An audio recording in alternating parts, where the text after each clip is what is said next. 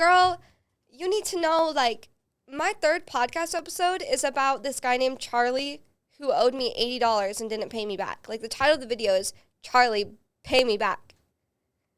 Like, you didn't think I was going to come at you. Like, you didn't think I was going to have a podcast episode for you about stealing $800. Like, here's the thing. Like, we be petty over here. We be petty over here. We don't forget. We hold grudges over here.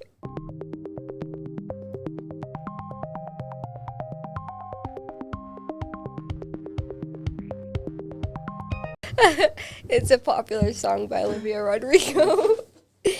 Bloods.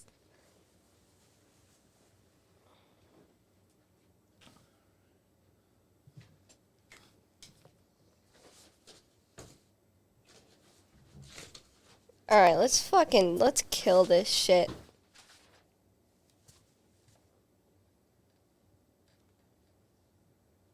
Oh, wait, okay. Alright, I'm ready. Welcome back to Your Friends Podcast. I'm your host, Megan, and this is Pablo. This episode is going to be a little bit different. And if you have done me wrong recently, I would be scared right now. I'd be terrified. I'd be peeing my pants. Alright, so we're just going to get straight into it. I'm sure you're here because you clicked the title. Oh, my best friend stole $800 from me. That's why we're here today. I'm here to tell the story. I'm just going to get right into it. So, I'm going to take it back to the beginning. So, this happened to me on my the day after my 22nd birthday when I was going to throw a birthday party. Now, I was so determined to make my birthday party amazing. I've had a lot of really bad birthdays in the past, like traumatically PTSD bad. So, I was kind of a perfectionist wanting my birthday to be perfect, or at least not have anything traumatic happen. Too late for that now.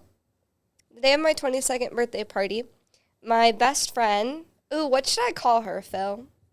We need a fake name here. I ain't trying to get sued. Madison. Or should I do Kelly? Which one sounds You like Madison? Okay, we'll do Madison. So this named Madison. So I've been best friends with this girl. We're going to call her Madison. Now, she may or may not have been on a very recent podcast episode of mine. May or may not. Very recent podcast episode. Maybe I'm joking. Maybe I'm not. Legally, who knows? She's been like my best friend in the Sacramento-Auburn area for about a year now. We've been pretty close. We've been through a lot of things together. And we would hang out every day. She would hang out around my work if I was working, and she most of the time didn't have anything to do. The day of my birthday party, she was like, I'll come help you decorate. Of course, right? She's my best friend. And now she wanted her guy friend, who she's as well. And we're going to call him Ricky. When I catch you, Ricky. Ricky, when I catch you. When I catch you, Ricky. Zeke? Okay, perfect. All right.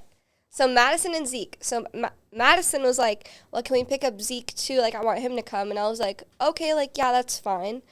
And I've been friends with Zeke for a year as well. And he's been there for me in a lot of ways as a good friend, in my head at least.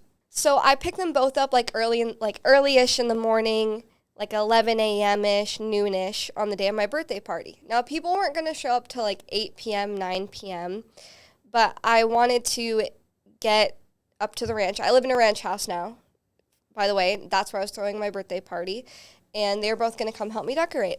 So I picked up Madison, we picked up Zeke, and we went to 2 different banks because I was trying to cash my check, and my driver's license had expired. So they wouldn't let me cash my check, so I had to go to this cash checking place, and they were both with me, Zeke and Madison. Now, Madison went inside with me to the cash checking place, so she saw me get $1,000 cash. Okay, keep that in mind. She saw me get that money, put it in my purse. I have this cross bag, the Lululemon black cross bag, not to flex or anything. And she saw me put it in there. We get back in the car. I'm like, okay, all right, let's go to Rayleigh's. And since my driver's license expired the day before, I'm like, okay, Zeke, I'm going to give you $200 in cash. You can go inside, and I'll give you a list of alcohol to get for the party. And Madison and I will go in and get, like, the cake, the food, the almond milk, like, whatever else I need for the party. Ping pong balls, you name it, right? So we all go in separately. We meet back at the car, and then I go, Zeke, like, how much was the change? And he goes, $74. And I go, okay. And if Zeke was trying to steal from me, you'd think he would use that as an opportunity. You know, he would be like, oh, the change was $30, you know, and keep like 45 or whatever. But he was telling the truth because I still have that receipt and it says $74. And I start driving at this point. We have all the groceries and decorations and everything in the car all loaded up, driving up to the ranch. And so I hand my purse back to Zeke and I go, oh, so can you just put the change in my purse? Because, like, obviously I trust him as a friend. As a friend would, you trust your friends. I pass my purse back to him. He's sitting behind me and Madison is sitting in my passenger seat. I'm like, all right, yeah, just, like, put the change in my purse. So I see him in the rearview mirror put the money and the receipt in my purse, okay? Zips it up and then hands it to Allison in the passenger seat. So now Allison has my purse and it's sitting next to her on the passenger seat and we're heading straight up to the ranch. It's like a 25-minute drive, right? We didn't make any more stops. The money was in my purse, all of it. Zeke put the change in my purse, handed it to Madison, and it was just sitting there next to her, okay? 25 minutes later, we get to where I live at the ranch house. We unload all of our groceries, inside, decorations, everything like that. Now, I put my car keys on the kitchen counter because I park right next to my front door, so like 5 feet from my front door. Here's the reason I do this. I have a habit of locking my keys in my car. So if I ever have the opportunity to like leave my keys somewhere and then unlock them from where they are and then go out to my car, that's what I do. So I was doing that. It's kind of a routine of mine so I don't lose my keys or lock them in my car. And I had unlocked them and my car doesn't auto lock. And I go out to my car to get my purse. And I had like just put something else away and just was like starting the decorations and everything. Now I go to get my purse out of my car because I'm like, oh shit, I better take that out of my passenger seat and put it in my room or somewhere safe before people show up, even though it wasn't going to be for like 8 hours. So I go to unlock my car. My car's locked. This was at what time?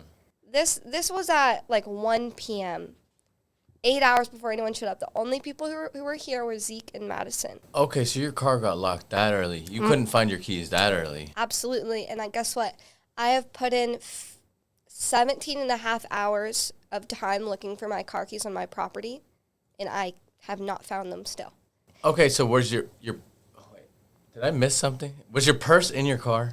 Yes. So my purse is in my car, and it's locked. Did you already say that?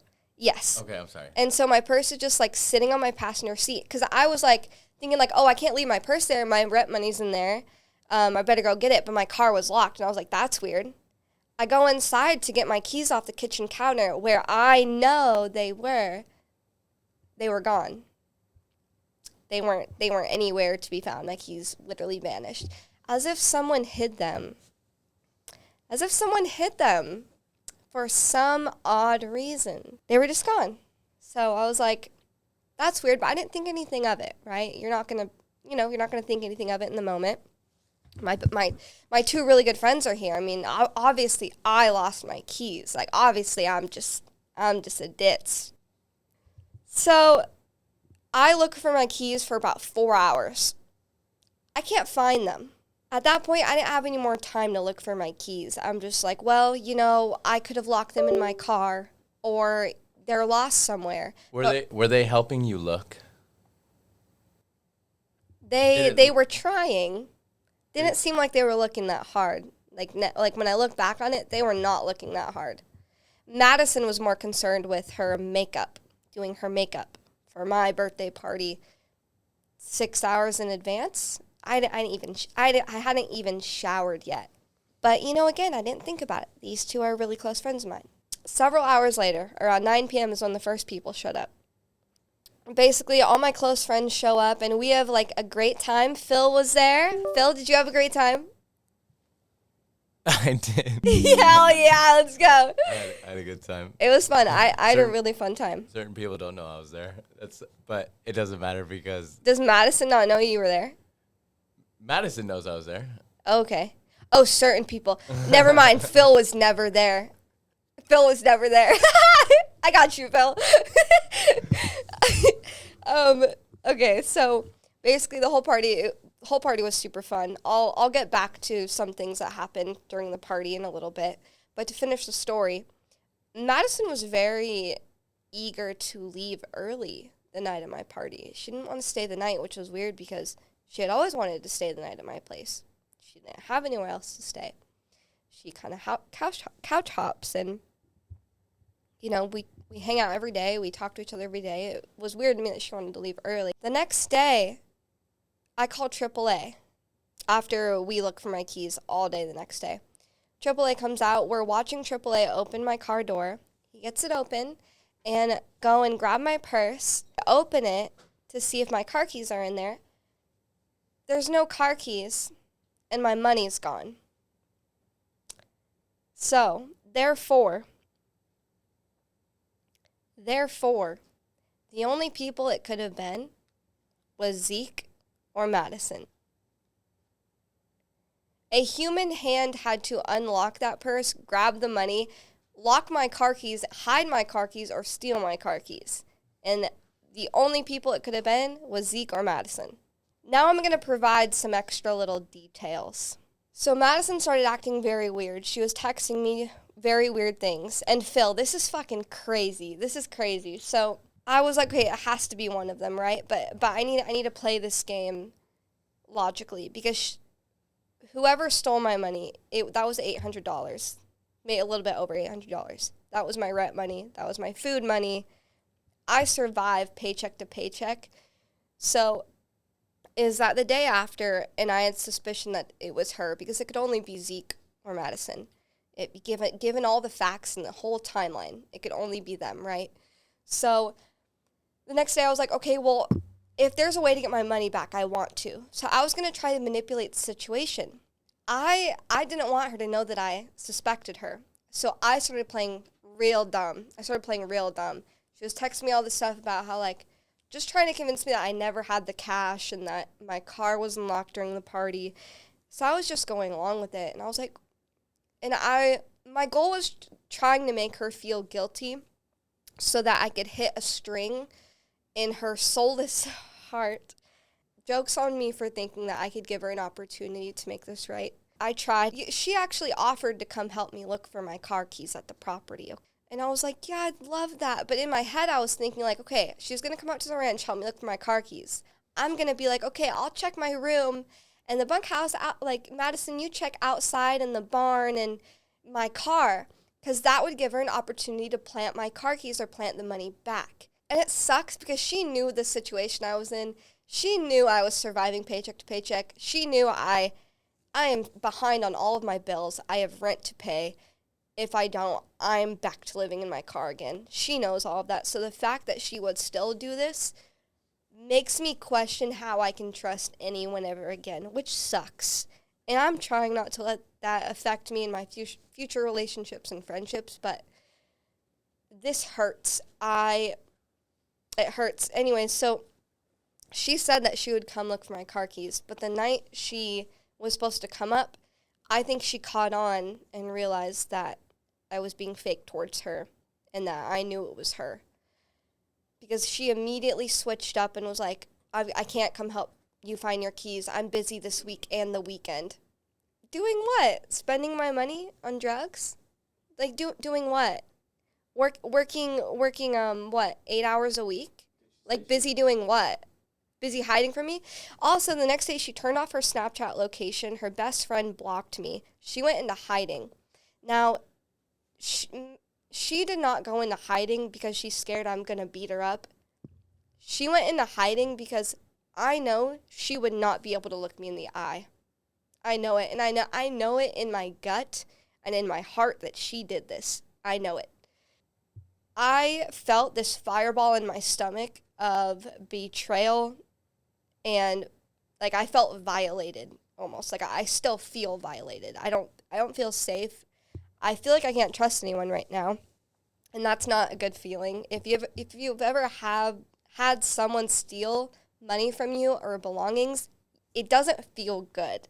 Okay, back to the details. She started acting really weird the next day. Okay, Phil, she was trying to convince me that my car was unlocked during the whole party and that I needed to call everyone who was at the party. My car was locked 8 hours before. So I'm like, why are you trying to convince me this? Right, we were looking for our key. We were looking for my keys together. Yeah, exactly. And I'm like, why are you trying to convince me that my car was unlocked during the party if you're not trying to draw away the suspicion from yourself? That was kind of my questioning. And then she also tried to convince me that she never saw me get the cash from the cash checking place.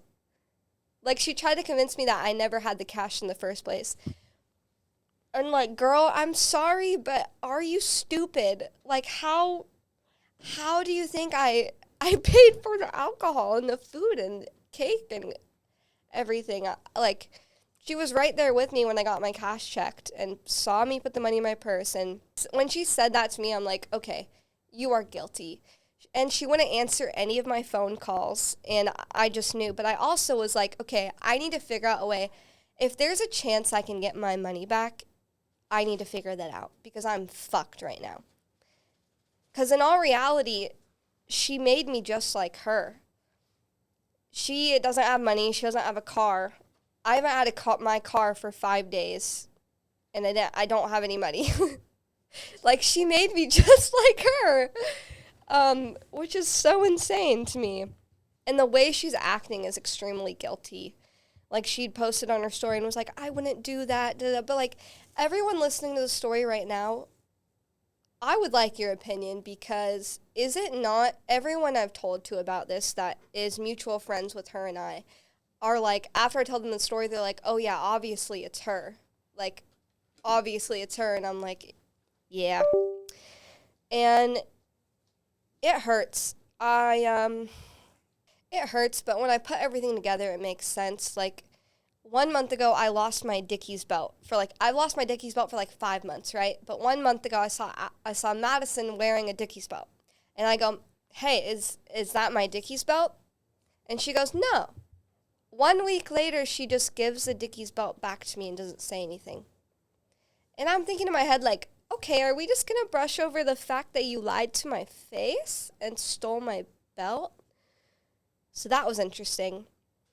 And it really feels like she built me up to watch me fall at my birthday party. So she was going to write my birthday cake, and I was going to write it, but she wanted to write on my birthday cake. And I wanted it to say, happy birthday, almond milk girl. I don't like being called a whole.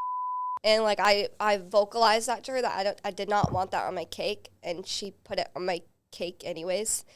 And when she started singing happy birthday to me, she didn't even check to see if I was in the vicinity. She started singing happy birthday when I was like outside, like far away. And then when I did get close, she started singing it in Spanish, which I didn't want. It just felt like there were a lot of little things that she was trying to sabotage. Like, she gets angry at me when I can't do something for her. And all of this is, like, things I've realized after. In her mind, I feel like I was competition, and she had to one-up me in every way. Like, I remember I was explaining to her how I went on this great date, and I was, like, super happy, and, you know, she would have to be like, well, I went on this date, and there was dolphins jumping over us, and da-da-da, like, it just felt like she was always trying to one-up me and compete with me, but I would always brush it aside as, like, oh, maybe it's just like her ego. I just feel like she would also always try to sabotage my success in certain things. And it, like, brought pleasure to her to ruin my life because it validated her insecurities. I definitely went into a grieving stage after all of this, after I just realized everything. Like, I feel like I'm grieving a loved one. I'm having a lot of anxiety. You can probably tell on camera. But like, it's been hard. It's been really hard. I feel like I'm grieving a friend. I feel like I'm grieving a loved one. And I feel like I can't trust anyone in my circle. Like, at first I was in denial. I was like, no way. no way this has happened. Like, I obviously misplaced the money, but with the story I just told, does it sound like you could tell there was something happened there. Her and I got along best when I was doing my absolute worst. And I think this is something to watch out for in a friend and to just be aware of.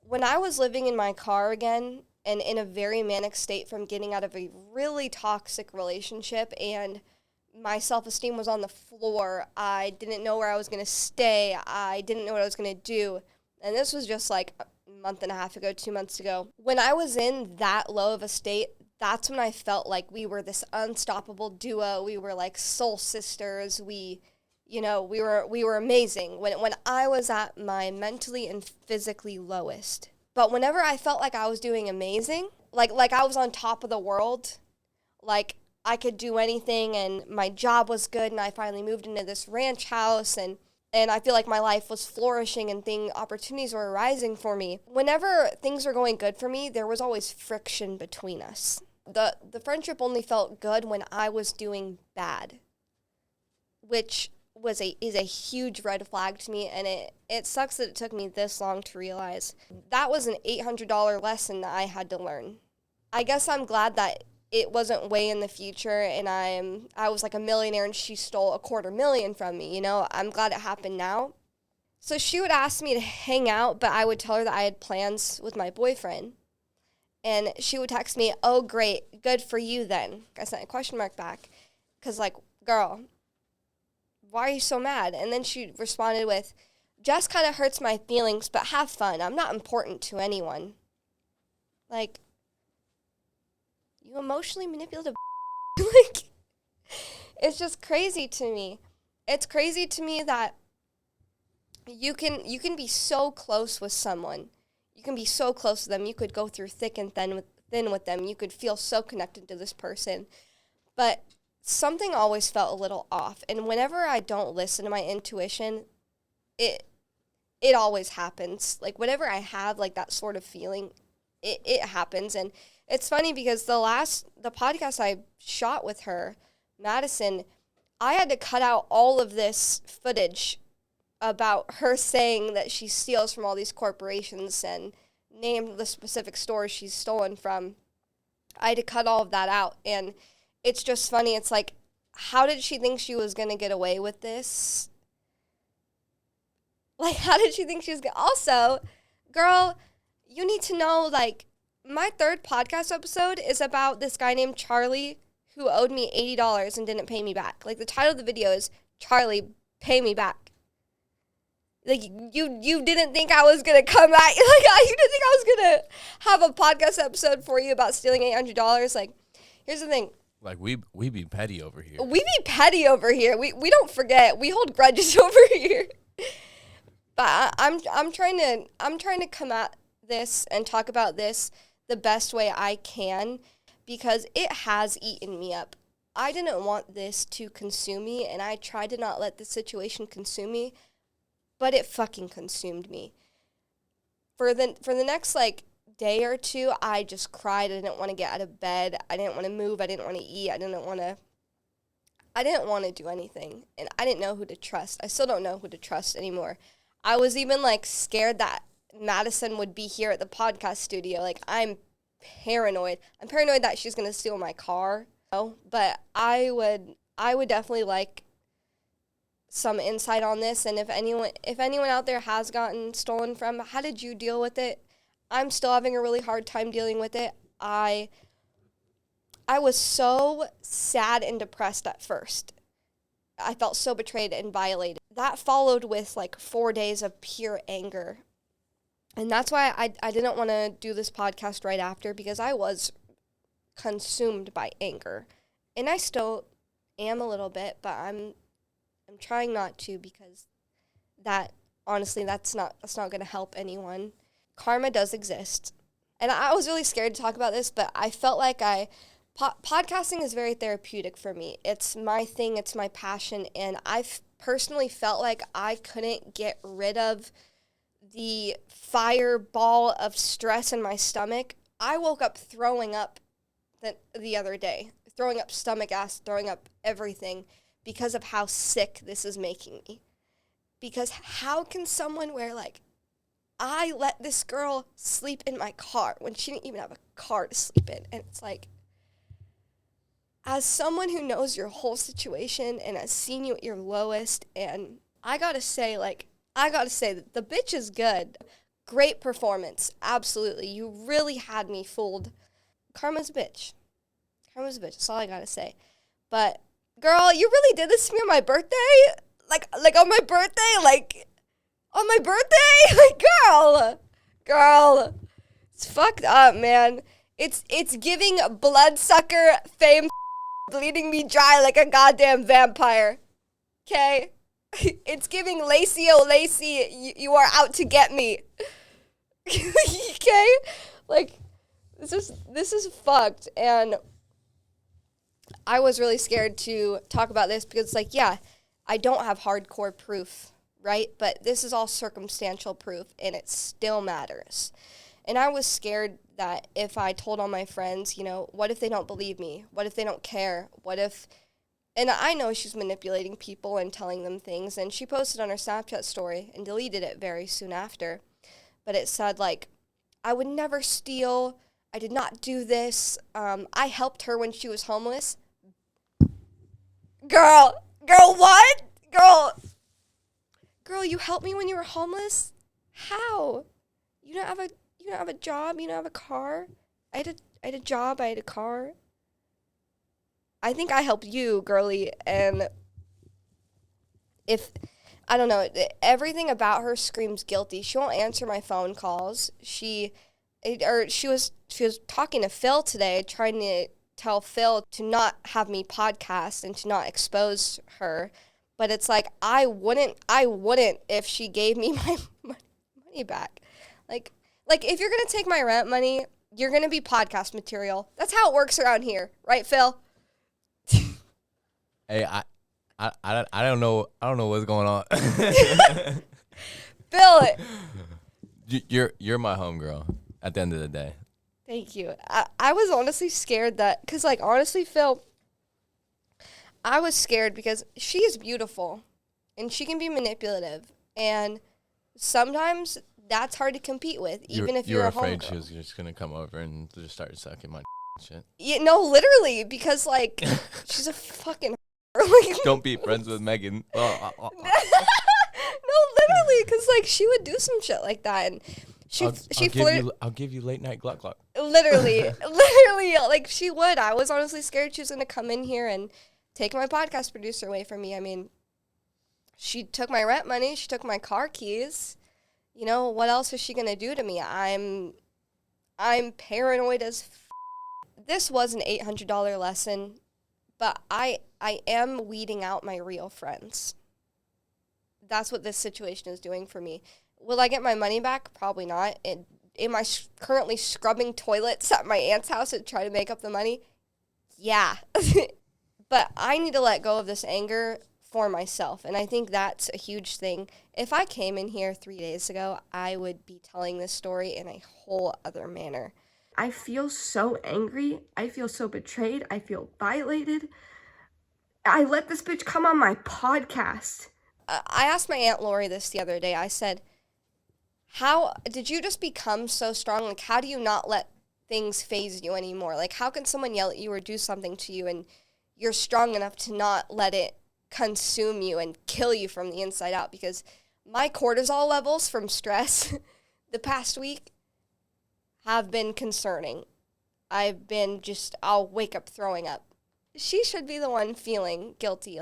I genuinely hope she looks in the mirror and feels sick to her stomach from what she sees looking back at her. And I pray that she does not do this to anyone else. And the only thing I can do is speak my truth and turn this into a podcast episode. That's what I do best. And I think a lot of my stories are insane people doing insane shit to me. And my question for myself is, I'm excited for the day when I am not attracting insane people. I mean, fucked up attracts fucked up. I've had a really fucked fucked up childhood. I think I still attract the wrong people a little bit, but I'm learning to get better at that. And she flirted with my boyfriend at my birthday party. She flirted with my boyfriend at my birthday. Okay. She flirted with my boyfriend at my birthday party and stole my money. And like, honestly, I wonder if she just threw my car keys in my pond. Bro just chucked them into the Netherlands. Like, or she has them, but. And honestly, props to her, because I thought she was too stupid to pull off any of this, so props to her. You know what else she told me one time? She slipped up one time. She was talking to someone else, but I was right there, right? She goes, well, sometimes you have to act dumb, like really dumb. If people are offering you things, you have to act dumb so that they will give you those things. I know this bitch knows how to manipulate. I know this girl knows how to play dumb. And the that she did at my birthday party, like riding my birthday cake, flirting with my boyfriend at my birthday party, which she's done to other guys I've talked to in the past. All of this tells a lot about her than it does about me, and I'm not going to hold on to that anger. If you have any red flags for a friend that you suspect stealing, drop those in the comment section below. That's my question. What are some of the biggest red flags that someone's gonna, some precursors, some things to look out for before something like this happens? Yeah, that's a great question. I would just be careful of the people who they're like praising you, but it has undertones of negativity. Like an undertone, like in that situation, are you talking about they might have like an undertone of jealousy, of like they expect you to do something for them when your hard work pays off? Exactly, because when I saw my ranch house, she would say, "Wow, Megan, this is all yours. Like, we're gonna do this and we're gonna do this, and I'm gonna work out here." And instead of saying, "Wow, Megan, you worked so hard and spent so many nights in your car and spent so many hours working a week to get here, I'm so proud of you." It was never that. It was, "What can you do for me, because I'm using you and manipulating you without you realizing it?" So that's called poisonous praise. Also, along with that, whenever I would accomplish something, for a split second, and I'd be careful watching out for this. When I'd say something something I did successful or something, she would like glance at me, like I can kind of explain it as glance at me from the corner of her eye with like jealousy and rage in her eye for like 3 seconds, and then it'd be like a poisonous praise that she'd follow up after that. But I think if you notice any jealousy or rage in their eyes when you tell them something that you've accomplished, that should be a hint right there that they are not your friend and they are using you, or they are plotting against you, or they're insecure, they're projecting their insecurities. And I feel like I'm healing from this very slowly. I honestly lost my confidence for a little bit, for a couple days, and I'm still regaining my confidence from this situation. Honestly, it's crazy. Phil, do you think it's crazy that she tried to convince me that I never had the cash? That's a crazy one. Like, that's crazy. And trying to convince me that my car wasn't locked during the party. Like, why else would she do that? That one's even crazier. If she was trying to convince you that you didn't have the cash, like maybe she should have been like, "And you're always so clumsy, Megan. Like, you just be spilling shit out of your purse all the time. Like, how many times have you?" Oh, like, maybe something hit you with that one. But like, you went to the check cashing place. Literally, and it's like, okay, then how did I buy the food and the alcohol? Like, she's kind of a little bit. That's why I'm surprised she pulled this off. But hey, karma's a bitch. That's all I gotta say. I really wanted it to come here and be angry and also be like funny about it, but I think me just saying this calmly just tells a lot. Misery loves company, and for the people who are my mutual friends and her mutual friends, I would just really take this story in and see it for what it is and just be careful. And honestly, anyone who is still friends with her after this, I will probably have to cut out of my life, because I'm paranoid at this point. I don't want to be around anyone who's around her. What's going to happen to me next, So this shit's fucked up. The hurt that this situation has caused me is more than, this is honestly a lot of anger and betrayal than I've felt in a really long time. And that's really hard for me. She fucked me over real good. I was this close to being homeless again. So it sucks when you tell someone everything that you've been through and they acknowledge everything that you've been through and they feel so sorry for you that people have treated you this way, but then they do the same thing again. That's just, I'm grieving. I feel like I need to wear black because I'm grieving a loved one here, okay? So if you see me wearing black this week, it's a funeral, baby. Like if you think I'm not gonna wear black and mourn you for a week after you do me wrong, yeah. So, I just choked on my own spit.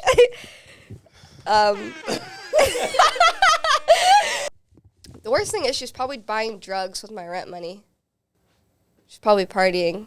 If she was smart, she'd just suck a rich dude's pee.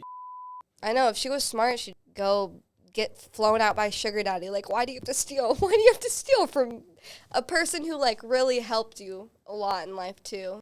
And you hurt me very, very bad. Anyways, that's the end. I have to go to work, and otherwise I'm going to be late. But this has been Pablo. Phil, shout out to Phil for being a real friend and for not succumbing to the of Madison and evilness of that heinous bitch. So shout out Phil for being a real one. Phil's known me for a long time now. Yeah! And Pod Dog Studios for your needs, always. I appreciate you, Megan. I appreciate you, Phil. You've come out as a real friend on top of all this, so I appreciate you for that a lot. And yeah, so sorry that this wasn't a very high energy podcast, but I had to get this shit out just for therapeutic wise. But I hope y'all have a great day. And yeah, shout out to Kryptonite for sponsoring my last video. That shit was sick. And yeah, okay, this has been your friend's podcast. I'm not Pablo. This is Pablo. I'm Megan. And yeah, all right, y'all have a good day, and I'll see y'all next time. How was that? That's good. I was nervous, but I think it'll be good. I articulated everything very well. Yeah. So now you see that it had to be her.